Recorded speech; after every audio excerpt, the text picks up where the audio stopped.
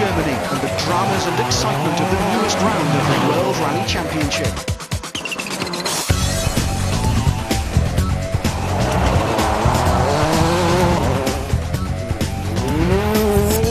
The Rally Deutschland is based in Germany's oldest city, Trier, with the 23 stages run on 3 very different days to the east, all on asphalt.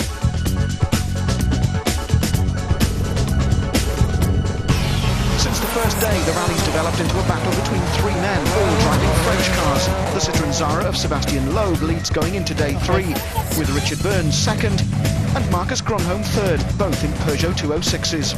Day 2's tricky stages caused more than a few anxious moments.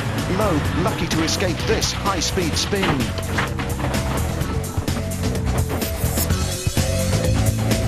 Gronholm discovered that stage 13 was unlucky for him. Okay, he does. While fourth-placed Colin McRae was another who was fortunate to lose nothing more than a few seconds after a huge moment. Well done. Less fortunate were Petter Solberg and co-driver Phil Mills in the Subaru.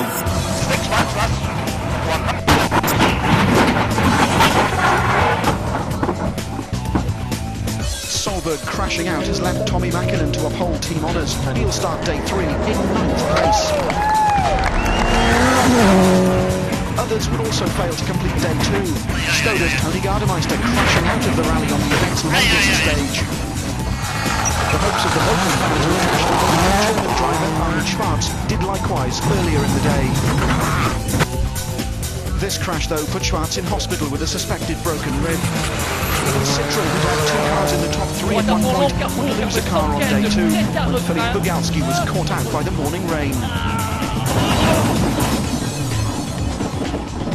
Transmission and engine failure. Bug was out. I stop here. Sorry, it's live. It's Colin's turn to get caught out came on day 2's final stage, a head-to-head super special. Sebastian Loeb and co-driver Daniel Elena should have turned right at that hay bale, but the pair quickly realised their mistake, perform a handbrake turn and head for the finish. 10 seconds or so were lost, so increasing the pressure on the French duo for the final day.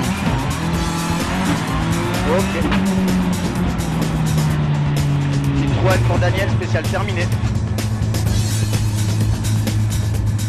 Loeb's lead was slashed to 10 seconds by that mistake, so Burns knows he could well pull off his first victory for Peugeot here in Germany. The rest of the point-scoring top 6 places are also far from settled, with Marco Martin and Francois Delacour also set to scrap for 7th position. Days 1 and 2 were very different in character, but day 3, run in the Saarland region, changes again. Sunday we go to roads similar like this road here. And it's like on fields and forests in Saarland area. I think the most difficult thing here in Germany will be the road surfaces, because the roads are not clean. On the surface you get a lot of gravel and mud even. The places where you cut the road, where you cut the corners, you get the gravel and grass and all kind of dirt on the road. It's very difficult to have the grip back after the corner. You never know where you have to brake. If you brake too early, you lose time. If you don't brake early enough, you go out. So another stiff test for the crews lay ahead. This rally was far from over. 7 stages made up the day, 6 on roads like the ones Timo was looking at, with the final stage, another run around the Super Special, which caused Sebastian Loeb the problem at the end of the previous day.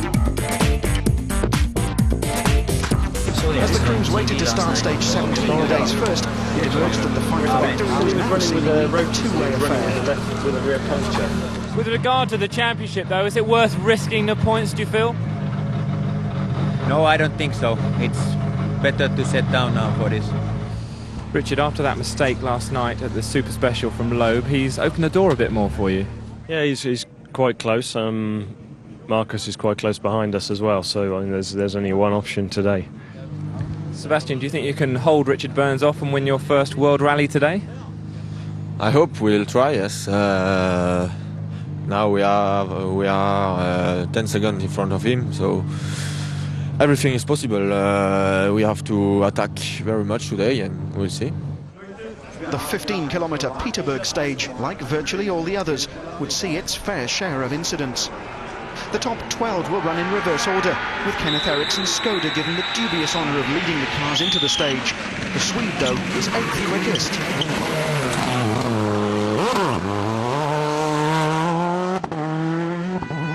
Following Armin Schwarz's retirement, German honours were in the hands of Armin Kramer in Ford Focus. Kramer and co-driver Dieter Schneppenheim set off into the stage in 10th place, but they wouldn't be driving out.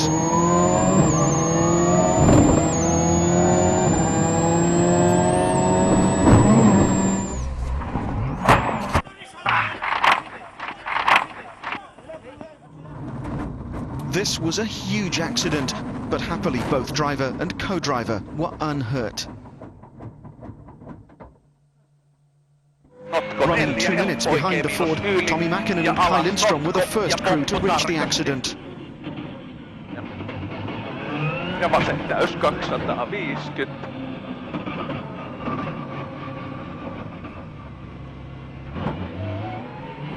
Tommy clearly didn't know whether to carry on or slow down, since the stage could well be cancelled as Kramer's car was now on fire. Marco Martin was another who'd be slowed. The first thing he and Michael Park knew about the accident was catching an ambulance driving towards the scene. That wasn't, no. It wasn't. No, I didn't see it. It was a yellow flag. Oh, it was a yellow flag, yeah. We have waved yellow.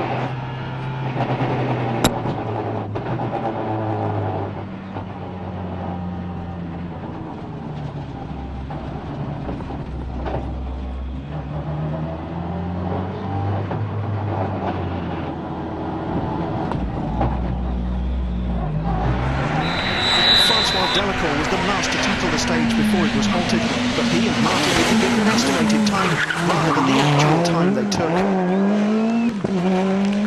When the stage was restarted, it seemed Carlos Sainz's Ford Focus was reluctant to get going again.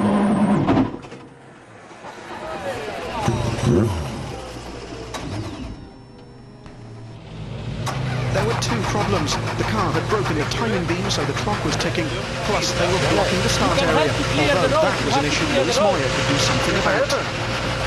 You can help! Yes, come clear. Sainz lost well over a minute, but others would also lose precious time on the stage.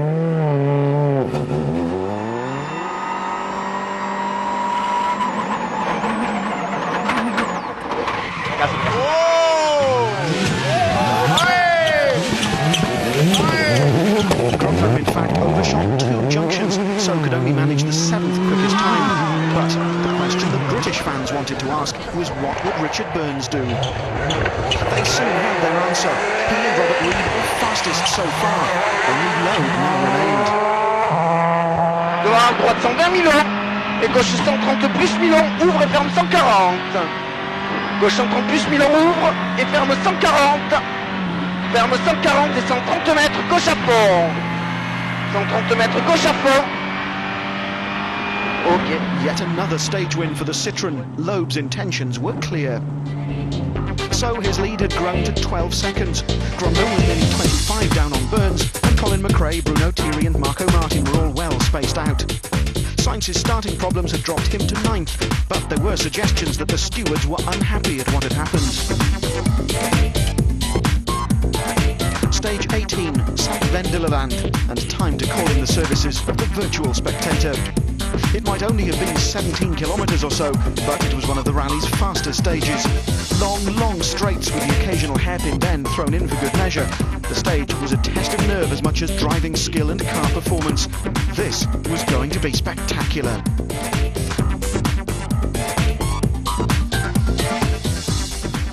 All but one of the teams had lost at least one car, but the exception was Peugeot.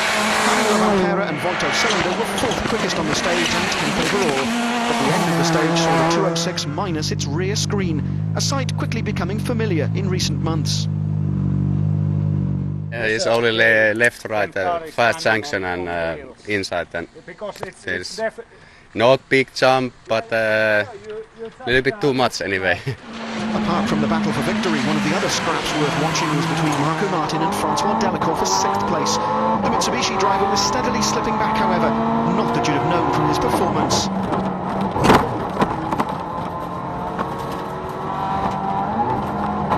Thanks to Sainz's misfortune, Renault Thierry's privately entered Peugeot was now 5th, but the Belgian driver was still a minute and 19 seconds behind 4th-placed Colin McRae. If we hitch a ride aboard the Focus, the stunning speeds and absolute commitment make for incredible viewing. Creston 6 right, minus cat. Into left tightens the 6 minus cat. And 6 crest into 6 left. Into 6 right cat. Straight 100 turn 2 left cat. 150. Grunholm, it seemed, was now playing a waiting game, hoping that the pressure on the pair ahead would cause something or someone to break. That didn't stop him going quickest so far, though. Burns was next, but any thoughts that he might be easing off were quickly shattered. Just watch the clock. 50 metre left minus, in that long, tightens maybe, to slight right, 100, easy right plus in, and flat right, 60 flat right minus, cut long, 80 braking, turn medium left, minus, 100. Loeb knew that he had to attack if he was to hang on and claim his first World Rally victory. Droite 630 mètres, droite 140 moins corde légère, jette léger. Droite 140 moins corde légère, jette léger, 80 mètres, droite 140 moins corde légère. Droite 140 moins corde légère, ok. Only second best this time, his lead was now down to a little over 8 seconds.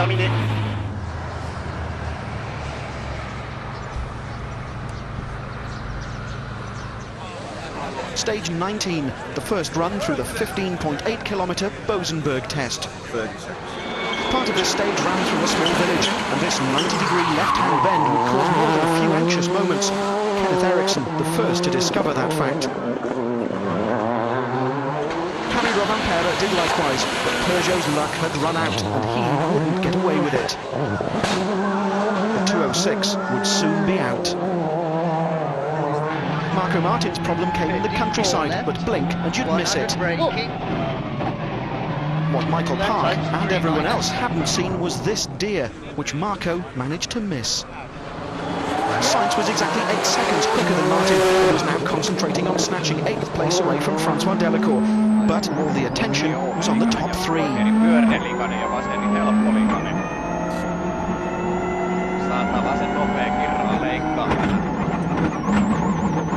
Oikein miinus lyhyt. 8. Oikein eri. 100.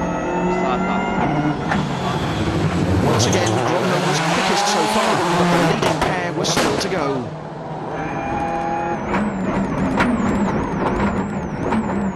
Safety, slight right, long, 70, slight right.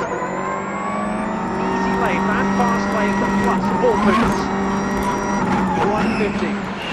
The way Burns attacks the 90 left shows just how hard he's trying. Loeb's not going to win without a fight. The Citroën driver duly rose to the challenge, but as he tackled the stage, there were rumours that the stewards were also looking at the mistake he made on the previous night's Super Special. Driving the wrong way on a stage carries the penalty of exclusion. Just the kind of worry you don't need when you're trying to win a rally. Alarme gauche 140 plus Milan et ciel pour léger gaucher. Ciel pour léger gaucher, frein pour 200 mètres devant arbre, gauche 50 équerre. Et frein pour 200 mètres devant arbre, gauche 50 équerre. Allez, gauche 50 équerre et 200 mètres. Allez, ok.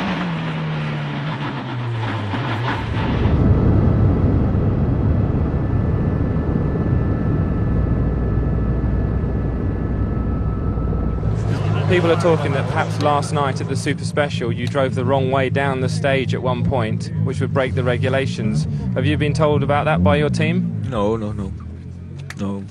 We just missed the brake and turn a little bit too far. It's like you miss a hairpin. But you felt that it was okay, that didn't break any regulations? For me, I don't break any regulation. Richard, just 4 stages left to go. Is it attack or consolidate? It's still attack because it is so close. It's like 13.5 seconds, and that is close enough that just one little overshoot from Sebastian puts him under massive pressure. On the first stage I was a little bit wide in the junction, and then later on I tried to brake very late in the one junction, and we went straight. And very close moment with a deer. It jumped just when we were passing some quite high bank, and luckily we were half a second quick enough not to hit it. Stages 20, 21 and 22 were repeats of the previous three. By now, Tommi Mäkinen had climbed to 7th. The Subaru team had been using the final day as a test for the next round in Italy, but had now switched back to a known setup in an attempt to climb into the top 6. This time, Mäkinen's pace was significantly quicker than the men around him. Keep an eye on Markus Grönholm's time to see just how quickly the Subaru was travelling. Ja oikein täys maali. Stage is clear for Markus. The third Peugeot in the top 5, meanwhile, was driven by Bruno Thierry, who was now 25 seconds ahead of 6th place Marco Martin, with just 3 stages left. Those 3 stages were all Richard Burns had left to claw back the 13.3 seconds to Sebastian Loeb. There was only one thing for it, to keep up the incredible pressure. Et ferme 140, ferme 140 et 130 mètres, gauche à fond. Allez, 130 mètres, gauche à fond. Ok. So Burns was quicker, but was it too little, too late? Terminé. Le mieux, moins bien. The gap between the Zara and the 206 was now 12.2 seconds, with less than 40 kilometres of stages left. Behind that thrilling scrap, the rest of the top 6 looked relatively secure, but Tommi Mäkinen had one eye on Marco Martin's 6th place, and Carlos Sainz was now less than 6 seconds off grabbing 8th. Stage 21, another thrash through Sint-Vendelerland, and things were getting tense. Once again, Mäkinen charged through the stage. Any hopes of a 5th world title looked to have evaporated, but Tommi still loves a fight, even if it's for 6th place and 1 point. Marco Martin was 6.7 seconds slower than Mäkinen, but he too was still attacking. With Loeb and Thierry ineligible for manufacturer points, he knew that the 3 points for his team were far more important than the 1 for himself. But yet again it seemed the 3 men in the podium positions were competing in a rally of their own. Oikein nopea, älä. 8, oikein jouheleikkaa. With Grönholm again quickest so far, Burns had a familiar target to aim for.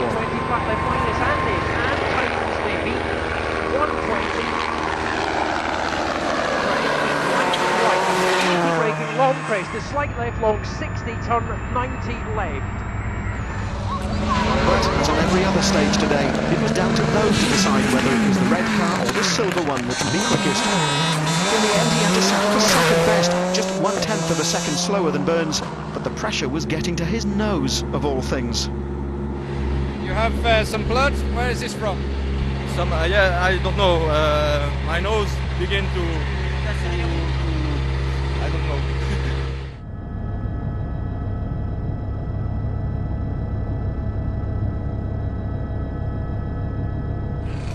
Stage 22 was the last of the proper tests. Only the super special now remained. Yet again, Mäkinen was faster than Martin. This was the Tommi of old, it seemed, with just 5 seconds separating the pair going into the final stage. Not that the Ford driver had given up just yet.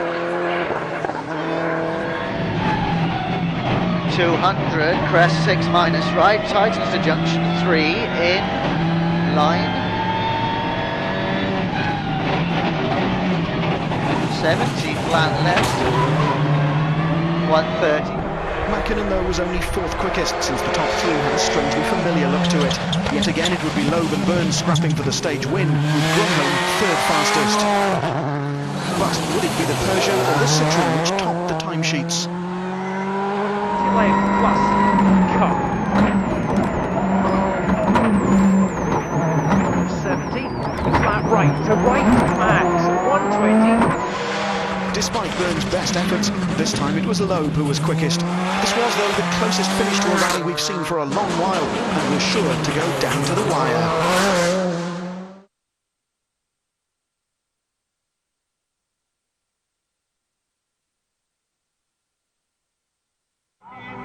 Stage 23 was another sprint around the St. Wendel Super Special. Carlos Sainz and Lewis Moyer had recovered to 8th after their earlier problem, but at least any threat of punishment by the stewards had gone away.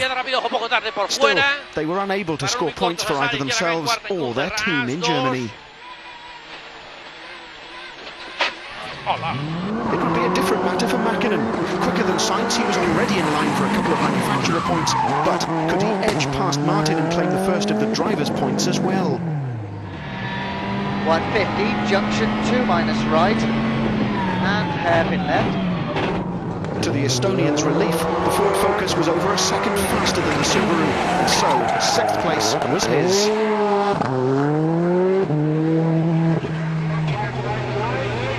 Bruno Thierry, the best of the privateers, finished 5th, confirming that he's still able to beat some of the best drivers in the world on asphalt, if only he'd had one of the factory cars.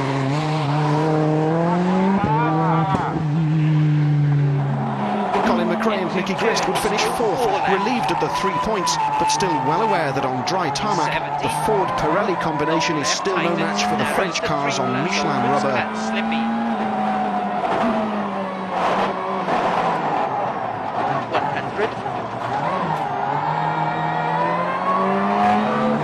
Marcus Grönholm was 3rd, content with his tactics and aware that the hydraulic problem on day 1 was all that had kept him out of the fight for victory.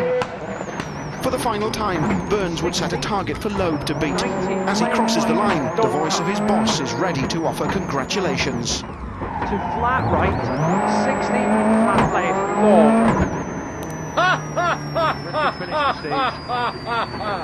Congratulations, come back here.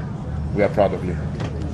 But Prevera knew that it would take a major problem to deny the other French team their victory. Sure enough, the Citroën Zara and its young driver performed faultlessly to set a time just 0.4 of a second slower than Burns, and so take the team's first win of the year. Congratulations. Thank you. It was a very good fight. I think we made a very nice race, and Richard too. It was very close. We had to fight to the end, and now it's okay. What's more, the fuss over the mistake the night before had gone away, leaving Loeb to thank Burns for a great battle. A delighted Sebastian Loeb takes the win then by 14.3 seconds from Burns, with Grönholm, McRae, Thierry and Marco Martin getting the rest of the drivers' points. Behind the top 6, Tommy Mäkinen and Francois Delacour scored the remaining manufacturer points. After 10 rounds, this is how the drivers' table looks. Grönholm's lead growing to 18 points, with Burns now 3rd ahead of Sainz. The championship is far from decided though, with another 40 points on offer, so even Mäkinen still has a mathematical chance of the title.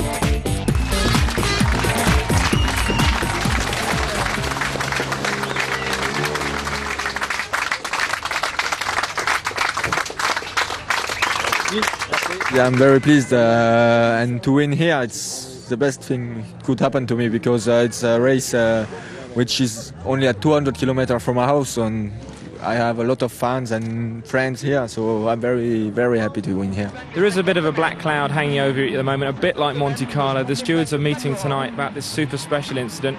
What do you feel about that? I feel it's not possible, because I just brake a little bit too late for hairpin, and I turned. Everybody, it was no other solution to turn here, so I turned. And we're getting better and better and stronger and more confident the whole time with the car. There's tough competition in this championship, and we're getting closer and closer, no doubt about that. You're allowing yourself to think of a second world championship now from now on, do you think? Not really, but I am maybe thinking in that way, and securing some points and not fighting really 110%. In the championship for manufacturers, Peugeot claimed yet another maximum 16 points since Citroën can't score. Surely it's now a case of when they win the title, not if. But after the disappointment of losing victory in Monte Carlo thanks to a mistake by his team, this time Sebastian Loeb can finally claim his first World Rally win, and a popular maiden victory it was. The series stays in Europe and on tarmac for the next round, the Rally San Remo in Italy, where with no Citroens, the Peugeots are expected to clean up. Here in Germany this weekend, however, the first World Championship Rally Deutschland has provided us with more than its fair share of drama, excitement and controversy. Hundreds of thousands of spectators have enjoyed the action, while Peugeot have taken another huge step towards their third successive manufacturer's title. Join us again in Italy in late September, but from Germany, it's goodbye.